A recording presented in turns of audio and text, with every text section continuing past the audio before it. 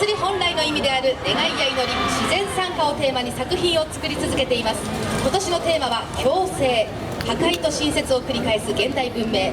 自然や他の生物との共生はもちろん、存在すべてである過去との共生を重んじる私たちの思いを合手します。それでは復活ステージ5組目ガッシュの皆さんです。よろしくお願いします。お願いします。こんばんは、ガッシュです。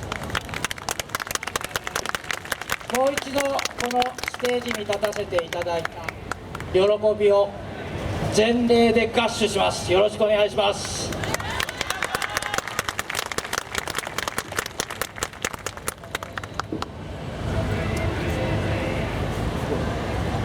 ガッシュ2010共生森の都に捧げます。